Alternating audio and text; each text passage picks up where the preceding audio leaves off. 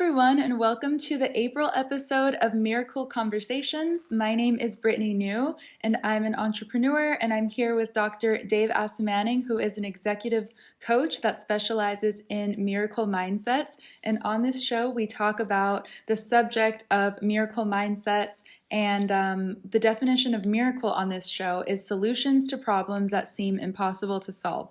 So if that sounds like something you are interested in learning more about, then you're definitely in the right place. For those of you who are new here, for those of you who are coming back again, thanks so much for watching and supporting. And Dave just shared some excellent audience feedback from one of our viewers or listeners from recently. So we love getting that feedback from you guys. Definitely, you can send a private message to either of us using our socials below in the description in the show notes, or you can leave a comment wherever you are watching or listening to this. So that's a little intro for today, and I will let Dave introduce himself and tell us a little bit more about what he does so you guys can get to know him better.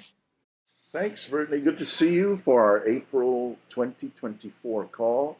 The year seems like it's galloping away at a nice clip, and that's good. We're moving. We're moving through the different phases. So we had an eclipse, I guess, a full eclipse last week, and the weather here is beautiful. It's just the best time of the year. So I'm pumped. I'm psyched about all these different climate-related type things.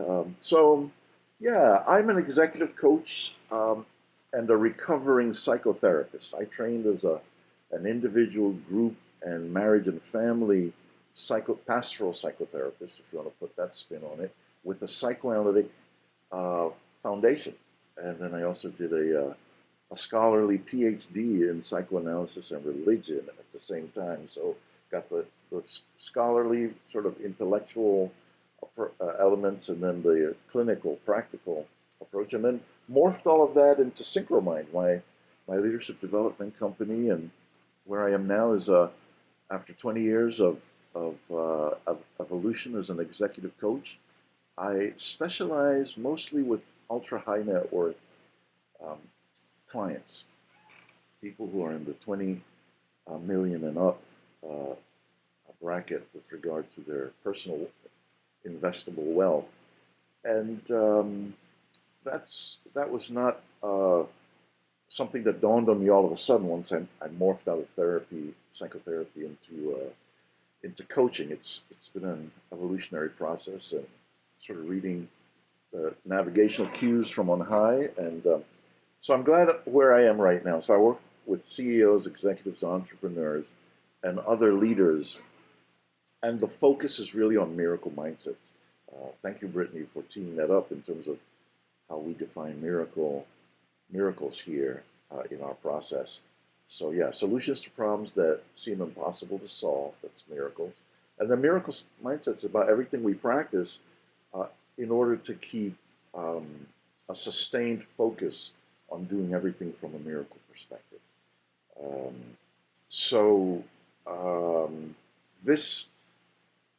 This podcast that we've been doing now for 4 years is a contribution to miracle mindsets. The whole thing is related to A Course in Miracles, which is 365 lessons, one per day, for a year. Sort of implicit. It's an implicit self-certification process. Once you finish the 365 lessons of the workbook, you can refer to yourself as a teacher of God within A Course in Miracles. And then there's probably over 1,000 additional pages of theory related to miracles. And Jesus is the person teaching this, and he's giving updates on what he came and did 2,000 years ago as a miracle worker. And it was this sort of, if you accept this, the savior of the world. So they're all very interesting, but on these calls and for our show, we focus mostly on a lesson from A Course in Miracles and try to advance miracle mindset understandings through that. So our theme for this year, 2024, is vision. We've done in past years other one-word themes like forgiveness, atonement, meditation, light, peace. Each of those individual words has been a theme in the past. And thanks to you, Brittany, last theme for 2023 was miracles. And so we have seen the lesson for today, lesson 91, which we'll get into in just a moment. We've seen it from the perspective of the theme miracles. Last year when miracles was the theme. And now that vision is the theme, we're looking at a little bit of an evolution in our thinking about how we see miracles. So we'll get to that. So yeah, let's see. I also personally like to go through the year with a kind of signature lesson that I think about a lot. So my lesson for this year is lesson 47. God is the strength in which I trust. And that was also my signature lesson for last year. Just like to live with it, think about it, meditate on it, return to it, use it as an anchor over and over again. And so that's been very helpful to me. So I'm going to talk next about a kind of the miracle journey you and I have been on, Brittany. So this is a real fun part of our call, celebrating the journey we've been on. It's a little bit like what a New Testament professor of mine in seminary, referred to as scripturalizing. Like when you take something in your life and you treat it in a repetitive, kind of sacred way, almost like scripture became, right? So the different stories of Jesus and all the things he did and experienced. And so this part, I've kind of got into a rhythm of repeating it on each of our calls, and I really like it a lot. So it's kind of the narrative of how God has manifested in our journey together. So here we go. Here's the process. So Brittany, you and I met, over 4 years ago now, when I reached out to you for help, professional help, improving my worksheets. I had very primitive Word document worksheets, and I just knew vaguely that they needed some kind of makeover. But it was quite a shocker when you returned such beautiful work, and I was like, wow, I really needed a makeover and didn't even know it, because what you did was just such a quantum leap above what I had. So that's how we got started, and then I was like, wow, she's been so helpful with that. I'm getting an online course together. I wonder if she has the ability to help me with my video modules. And there again, you were excellent. Just, amazing quality of work doing outros and intros for the modules and editing them in different ways and making everything just hang together so beautifully for that. I was then able to repurpose the video material over a somewhat lengthy period of editing and rearranging, so that all that became the book, the Nightmares to Miracles book. So I have the Nightmares to Miracles course, we have online course, we have the Nightmares to Miracles book, and then we have this Nightmares to Miracles podcast. I call it that. It hasn't really taken over yet as a thing, but I think of it that way. So, and here, your talents are just, so amazing, right? They've allowed us to do things that, for me, represent a quantum leap. By which I mean, after the raw Zoom video here, you'll take it, you'll edit it, you'll refine it, then you'll distribute the content into an actual video podcast on YouTube.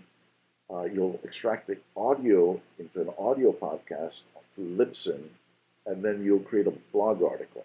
You'll transcribe it to a blog article.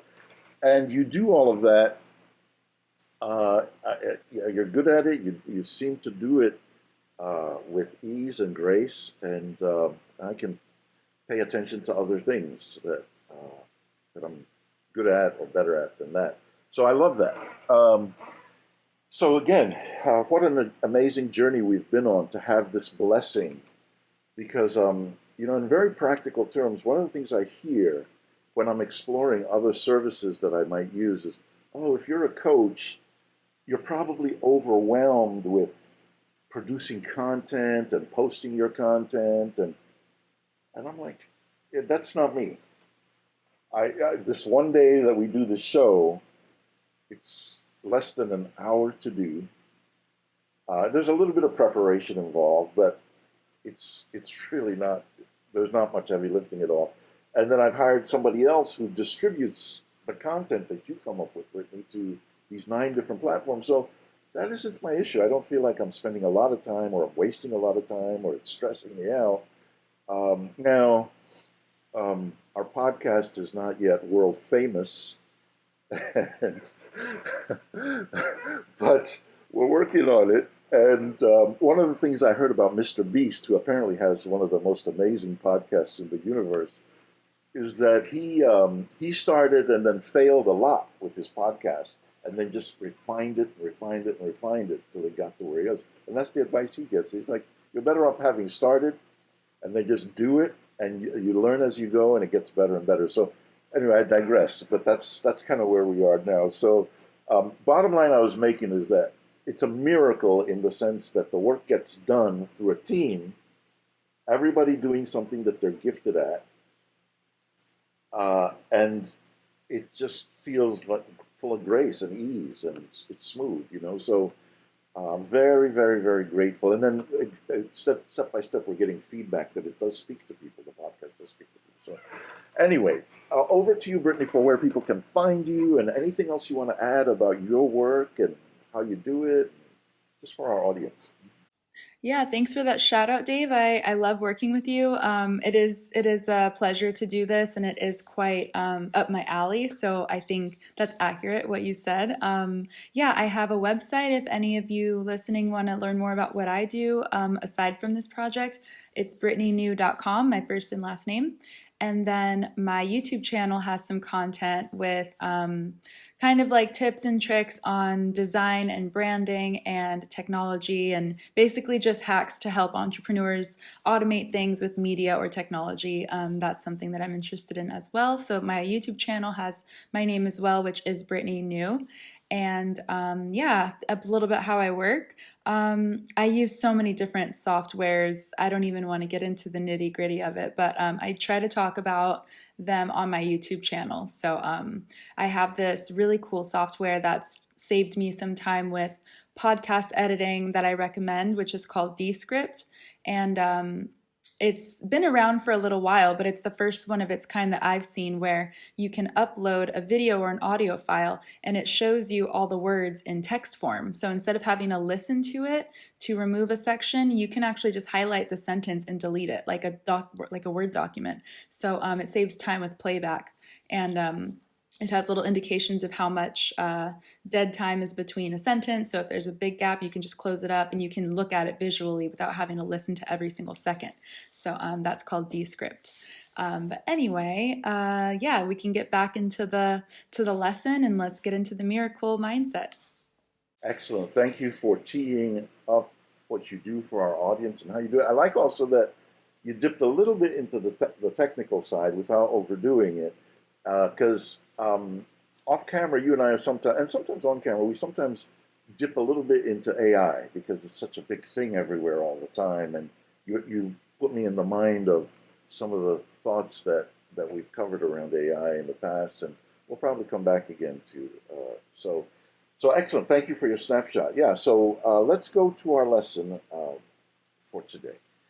So we are doing lesson 91, and again, the theme for 2024 is vision, which, in a very kind of loose way, A Course in Miracles refers to as all the permanent, outstanding, excellent, divine gifts that God has for us. Right? That's one way of looking at it. It's all the things that God has created for us around infinite well-being, infinite abundance, infinite everything that's good. So that's how God sees everything, including us.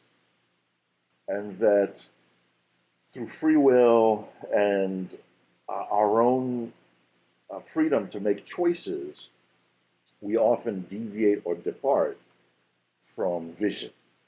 And part of the nightmare of that whole process of departing from God's vision is the body. We'll get into that in just a moment. Again, I'll hasten to add that we're never demonizing the body. The body is not evil. but it is a limit on God's infinite and perfect vision. And that we came up with this as part of our nightmare to be limited. So let's look at some of the actual text. I'll just read some sections and then we'll comment. I'll check with you, Brittany, from time to time to see if you have any thoughts. So um, the headline for this lesson is Miracles Are Seen in Light. Miracles are seen in light. And then the first paragraph says, it is important to remember that miracles and vision necessarily go together. This needs repeating and frequent repeating. It is a central idea in your new thought system and the perception that it produces. The miracle is always there. Its presence is not caused by your vision. Its absence is not the result of your failure to see. It is only your awareness of miracles that is affected. You will see them in light and you will not see them in dark. So sometimes I think that Jesus, who is the one who's teaching this for many of us course students, that's something we believe, which I do too. Sometimes I think Jesus just has a great sense of humor. So he starts out by saying, it's important to remember that miracles and vision necessarily go together. Okay. First time I read that, I had no idea what he meant. But I was like, okay, if you say so, Jesus. And then he goes on, this needs repeating and frequent repeating. I'm like, okay, I didn't get it the first time. If we're just going to keep repeating it, I don't see how I'm going to understand what you're really talking about. But as with most of the things in A Course in Miracles, over time they become more clear, right? So I think that what Jesus is doing here fundamentally is explaining that the body's eyes and the things that the body sees are not actually real seeing. They're all sort of, it's a little bit like the way a fish swims in water, right? A fish is very limited by its physical apparatus to what it can be effective in, which is water. But that's so not what everything is all about. There's so many other dimensions to existence that the fish's physical limitations prevent it from seeing. So I think that's essentially what it's saying about the body. The body is so limited in what it perceives and the full range of things that are available to it that it actually ends up being a type of darkness. Even though within that realm, we need light to, if we lost our keys or can't see something, we need light.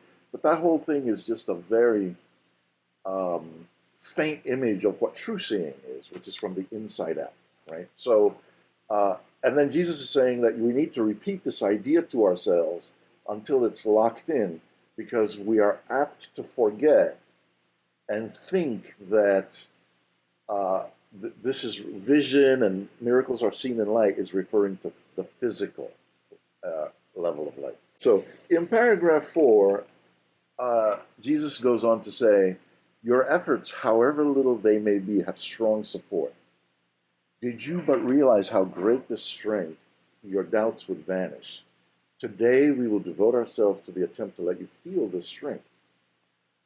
When you have felt the strength in you, which makes all miracles within your easy reach, you will not doubt, right? So here Jesus pivoting a little bit to saying, in order to reach this truthful source of inner light, it's something that we have to rely on divine strength to help us with, because we don't have the strength to keep pivoting properly. But we're also reassured that every little iota of effort we make is matched, it's not an exaggeration to say billions of times, by God's upgraded strength, right? So that eventually we will be able to use the divine source of strength to help us make the pivot from the external forms of light, which we're enamored of through the body, to the true source of inner light. Now, earlier on, in the first paragraph, Jesus is also making the point that the storehouse of divine miracles, an infinite storehouse of divine miracles in every dimension we can imagine, doesn't appear and disappear. The actual storehouse is permanent. It doesn't appear and disappear based on our basis our ability to see it. It's always there. The only thing that's affected is our perception of what's there. Are those miracles there or are they not there? And as human beings, we waver a lot. We go in and out. The signal that we carry for seeing properly is very inconsistent and wavers a lot. Of course, refers to this in some ways as mind wandering. And the whole process of the course is mind training, right? So, okay. So then there are two sets of exercises. The first one is for us to practice 3 times a day for 10 minutes each time, right? And here we are essentially instructing ourselves that we are not a body, right? We're just practicing with the idea that our truest nature and the source of truest light for us comes from beyond the physical body. So it says here, begin the longer practice periods with the statement of true cause and effect relationships. Miracles are seen in light. The body's eyes do not perceive the light, but I am not a body. And then Jesus, with this impeccable logic, goes right into the next small, short phrase there. Well, what am I? If I'm not a body, what am I? And so the rest of the next section of the lesson is taken up with having something to replace our sense of identity as a body with something more secure, right? So Jesus says, if you are not a body, what are you? Ask this in honesty and then devote several minutes to allowing your mistaken thoughts about your attributes to be corrected and their opposites to take their place. Say, for example, I am not weak but strong. I am not helpless but all-powerful. I am not limited but unlimited. I am not doubtful but certain. I am not an illusion but a reality. I cannot see in darkness but in light, right? So what Jesus is saying is that this is the way to tune in to the inner light and shift away from the body. Again, there's no demonizing of the body. There's no making the body wrong. It's just a limit. It's a limited way of being. And this is a training to get us into sources of true light. All right. Then there's another phase of the practice regimen here, which is already been mentioned, but is to continue to concentrate on the divine strength that accompanies us in these exercises, right? And that as we practice relying on the divine strength, this will reveal to us how this divine strength is true, it's reliable, and it is a source of amazing miracles, right? There's a few more directions about exercises. So it says 5 or 6 times an hour now.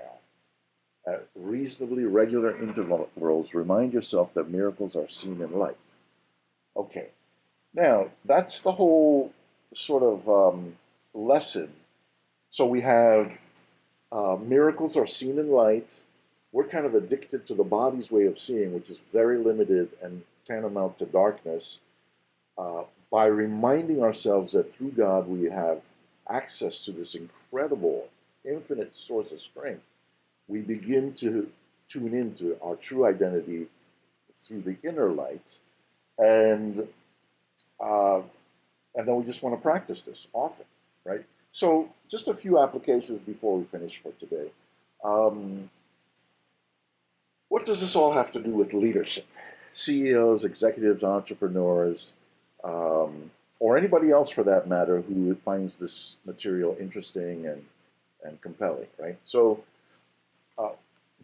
for me, the main application in coaching is to support my clients as well as myself to continue building a bridge to what I call being a lighthouse brand, right? A lighthouse brand. So that's a consistent part of my coaching practice and what I try to offer my clients. And it doesn't shift from year to year based on the theme, right? Every year I'm working with clients and the focus is on being a lighthouse brand. What does that mean exactly?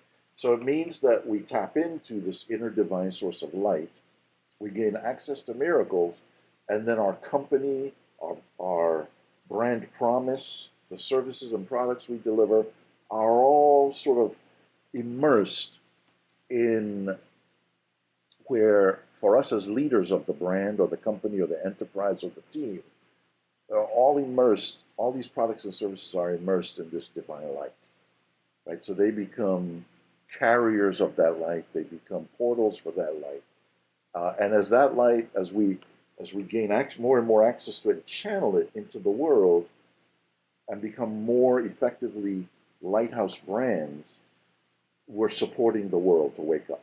It's almost like telepathically, mentally, right? It's not a literal physical lighthouse because we've already said the physical forms of light are not as powerful as the inner ones.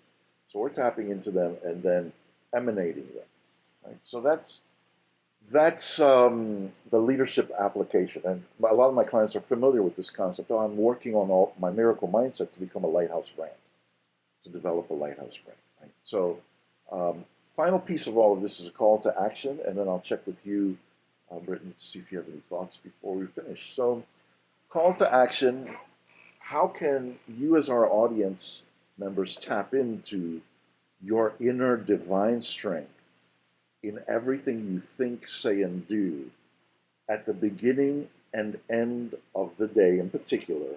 So maybe 10 minutes at the beginning, 10 minutes at the end. And then a practice that you'll see often throughout the course workbook is 5 minutes of every hour to reconnect with your inner source of light, right? So be interested to hear how for you that works, right? For some people, it's sitting quietly. For some people, it might be lying down quietly if you don't feel you'll fall asleep. For other people, it's going for a walk, but in a mindful way, going for a drive in a mindful way. I mean, there are a lot of different ways to tap into this inner divine source of strength and light that helps and assists us with our lighthouse brand. All right. I am done talking so much for the time being.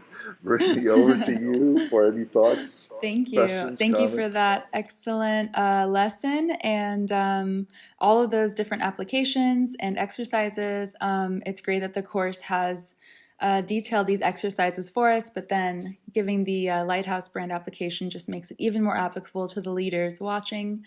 I had a question about, there was like a section after the list of kind of affirmations, if you will call them that, where it says in a section 91.9, number 4, try to remove your faith from it, if only for a moment. You will be accustomed to keeping faith with the more worthy in you as we go along. Can you explain that act of trying to remove faith? Yes, it's trying to remove faith. Excellent question, by the way. Thank you for that. It's trying to remove faith from the body. Okay.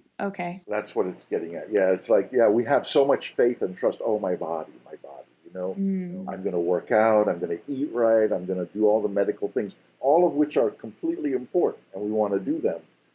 But the power doesn't come from those activities. And trying to sort of shore up the body by having faith in all of that stuff, that if I do all those things, then I'm taking good care of my body and I'll be great.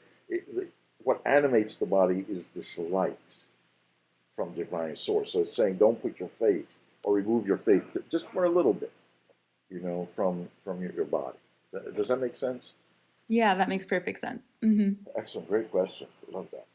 Yeah, sometimes the course is written in such a poetic way that the subject is a little bit disconnected from the predicate, kind of. So I think that was what happened there. I've had that so many times. I'm like, what are you talking about exactly, Jesus? Are you trying to make sure I'm staying awake? Because I'm having a hard time following you here. Exactly. So, yeah, it's a common occurrence, and I think Jesus does this on purpose to make sure that if you just if you read the way that I normally read, and a lot of other people normally read, somewhat passively, you'll read for 10 minutes and not absorb a single thing, because each sentence requires that you actually process it. It's a really Yeah, I think Jesus uncanny. mentioned that in the during one of his teachings when they asked, "Why do you talk in parables?" And he basically is like, "It's not for everybody, guys. You gotta you gotta be understanding." Yeah. It's Yeah. great. I love that Jesus makes us laugh, you know. He's so funny in these things. It's like Jesus got jokes, you know. It's fun. Yeah. So, I saw yeah. this hilarious Instagram video recently of a girl saying it was like 10 times in the Bible when Jesus is really calling people out, and it's like boom, boom, insult. Like they're usually covert too. And it's Right, like right. He's yeah, we punches got in the gut. incoming from Jesus, right? But he's his incoming is like, you know, it's warranted. I mean, we're told not to judge and not to be hostile and not to carry attack thoughts, and he's the master teacher of all of that. But it's you get the feeling that when he does it, there's a kind of a correct, you know, he's teaching basically. You know, he's not cutting people down. And just as a quick sidebar here, nobody asked, but I'm saying that this is not just about the literal Jesus, the historical Jesus, the Jesus of the Christian faith. It can be about Buddha. It can be about any religious system in which there is a master teacher who's in touch with all the same things. It just manifests in different places at different times, like different languages. And somebody, I mean, I was dabbling in calling myself learning Japanese. I was like, what? Japanese? Wow. If it was up to me to learn that language, it'd probably be 1,000 years. There's an app that will translate for you when you're traveling. You can just, through your headphones, it'll translate right away, and then it'll translate what you're saying to other people. I was like, yeah, let's get one of those, you know, because studying Japanese is so complicated. It just feels like it's an alien. It's not even from human beings, you know. No disrespect to the language. I'm saying it's a reflection on my inability to learn, and that's just one of hundreds of other major languages that I'm like. And religions are like that, you know. You grapple with them, but you're like, what's this? This is just so alien to me. But my point is that they're underlying at the core, at the root, they're all the same, really, you know, ultimately, with no disrespect to the distinctions between them. So, well, good. Anything else No, I think jumping out I'm at good you? to go. All right. Yeah, I want everyone to think about their lighthouse brand and how you guys can perpetuate that light from, you know, within and outside of your systems and or teams and organizations and everything like that. So that's kind of the leadership takeaway for today. So thanks for that, Dave. You're absolutely welcome, and thank you for nailing it and reinforcing it. And since we're in vision as a theme, and there's frequently these references to light, I'm sure Lighthouse brands will come up again, very specific to the lessons in subsequent months. So thank you, Brittany. Always a delight to be with you. A delight to be with our audience. Love it. Love what the divine light is guiding us to do with this as part of our Lighthouse brand together. Love it. Love it. Love it. Thank you. Likewise. All right, see you guys next month and bye, Dave. Bye, Brittany. See you next month. See you, our audience, next month, too. Bye, everyone.